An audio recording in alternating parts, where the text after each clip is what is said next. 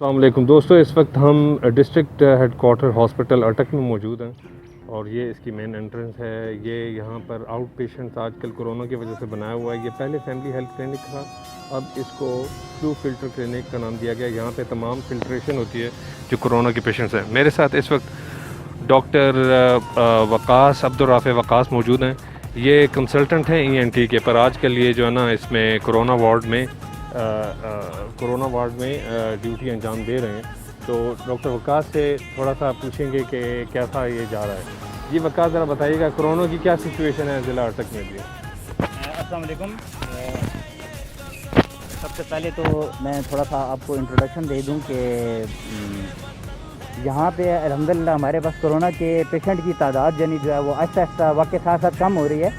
شروع میں کافی پیشنٹ تعداد میں heavy increase in the number بڑھ رہے تھے آہستہ آہستہ، اب وہ گریجولی ڈکلائن ہو رہا ہے، ان کا نمبر کم ہو رہا ہے۔ تو ہمارے یہاں پہ سسٹم کرونا کا ایسے ڈیولپ کیا گیا ہے پیشنٹ کی اسکریننگ کے لیے کہ انیشلی جو بھی پیشنٹ آتے ہیں فلو کے سمٹمز کے ساتھ اور جو بخار وغیرہ کے ساتھ آتے ہیں، ان کو ہم انیشلی یہاں پہ سب سے پہلے یہ آؤٹ ڈور ڈپارٹمنٹ بنایا گیا ان کے لیے، جہاں پہ یعنی آؤٹ سائڈ دا ونڈو ان کی انیشلی ڈاٹا کلیکٹ کر کے ان کی ایک پرچی بنتی ہے، جس کو ہم آؤٹ ڈور سلپ کہتے ہیں، OPD سلپ کہتے ہیں۔ اس OPD سلپ کے بعد یہ فیملی ہیلتھ کلینک ہے، جس کو ہم نے باقاعدہ گورنمنٹ آف پنجاب کی طرف سے ڈیزائن کیا ہے کہ اس کے فلو فلٹر کلینک کا نام دیا۔ آپ دیکھیں وہ اوپر لکھا ہوا بھی ہے اس کے اوپر۔ تو یہاں سے پھر پیشنٹ پرچی بنوا کے اندر انٹر ہوتا ہے، جہاں پہ ہماری ٹرائیج ایریا ہے جس میں ہماری نرس ہوتی ہیں، وہ نرس اور ہمارا جو اسٹاف ہے وہ ان کے سب سے پہلے وائٹلس چیک کرتا ہے، وائٹل سائنس، جس کے اندر بنیادی طور پہ ہم زیادہ چیزوں پہ جو کنسنٹریٹ کرتے ہیں وہ ہے کہ ہم ان کا ریسپیریٹری ریٹ چیک کرتے ہیں، ٹمپریچر چیک کرتے ہیں، اور ساتھ ہم آکسیجن سیچوریشن چیک کرتے ہیں۔ اور اس کے بعد پھر انیشل اسکریننگ، یہ وائٹلس چیک کرنے کے بعد ہم جو ڈاکٹر ہیں، جو ڈاکٹرز روم ہے وہاں پہ، یہ سائٹ پہ ڈاکٹرز روم ہے، یہاں پہ پھر ان پیشنٹ کو شفٹ کرتے ہیں جو کہ وہاں پہ جا کے ڈاکٹر صاحب سے اپنی انیشلی اسکریننگ کرواتے ہیں کرونا کی، جس میں وہ میجر ان کی سمٹمز اور ان کی کانٹیکٹ ہسٹری وغیرہ کا پوچھتے ہیں۔ تو اس کو پھر ہم ایک خاص اسپیسیفک کرائیٹیریا کے اکارڈنگلی دیکھتے ہیں کہ جو رسک پہ پیشنٹ ہوتے ہیں ان کو پھر ہم آگے ہاسپٹل میں جو الگ ڈیزگنیٹڈ ایریا ہے کووڈ-19 کا، کرونا وارڈ کا، ہم وہاں پہ ریفر کرتے ہیں۔ اور جو عام پیشنٹ ہوتے ہیں جو کہ لو رسک پہ ہوتے ہیں، ان کو پھر ہم نارمل پیشنٹ کو چیک کرانے کے لیے ایمرجنسی میں ریفر کر دیتے ہیں۔ اندازاً کتنی ڈیتھ ہوئی ہیں کرونا کی اٹک میں ہمارے پاس تقریباً 120 کے قریب جو ہے وہ ڈیتھس ہوئی ہیں ابھی تک اس ہاسپٹل میں۔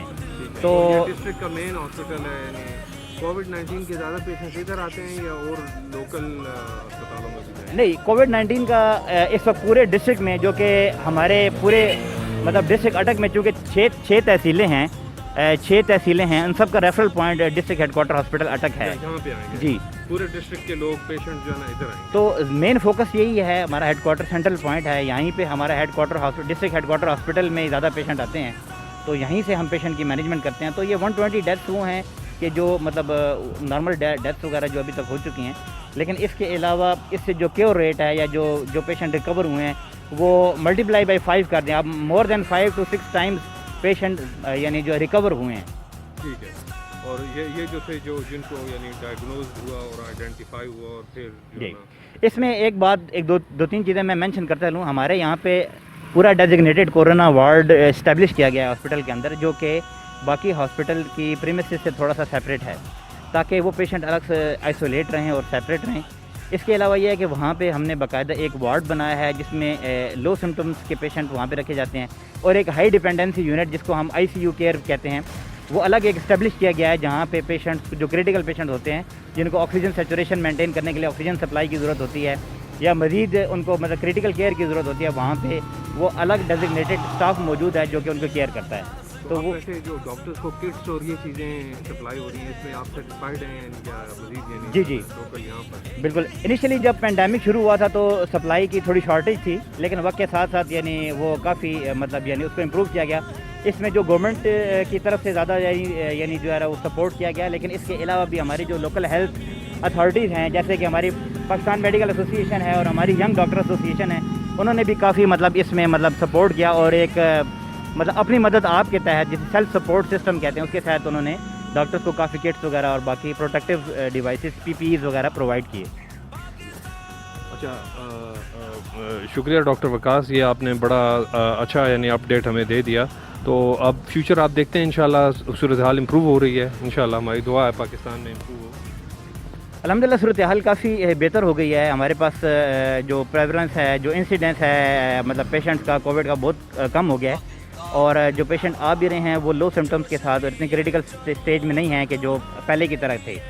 اس میں پیشنٹ کی ظاہر ہے ہرڈ امیونٹی بھی کافی حد تک ڈیولپ ہو چکی ہے, اور اوور آل بھی پیشنٹس مطلب میں اویئرنیس بھی بڑھ گئی ہے, یہی وجہ بھی ہے. اور دوسرا ٹمپریچر بھی چونکہ انکریز کر گیا ہے, تو یہ ساری وجوہات کی وجہ سے جو پیشنٹ کا مطلب یعنی جو ہوگا افیکٹ ہونے کا ریٹ ہے وہ بہت زیادہ ڈکلائن ہو گیا ہے. ابھی عید کے بعد یعنی جیسے کہ انٹرنیشنل پوری ورلڈ میں ایک یہ ایکسپیکٹڈ ہے کہ ایک سرج آ سکتا ہے, تو اس کے لیے گورنمنٹ نے بھی تھوڑا سا احتیاط کروائی ہے کہ بھئی عید تک لوگ ذرا احتیاط کریں, اور عید کے بعد پھر اس سچویشن کے اکارڈنگلی پھر یعنی جو ہے نا وہ کیا جائے گا.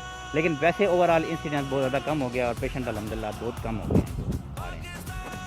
بہت شکریہ وقاص آپ کا اپڈیٹ کا, اور آپ لوگ فرنٹ لائن پہ پاکستان میں کام کر رہے ہیں. اللہ تعالیٰ آپ کو جزاک خیر دے, اور ہماری دعائیں آپ کے ساتھ ہیں. بہت شکریہ, السلام علیکم.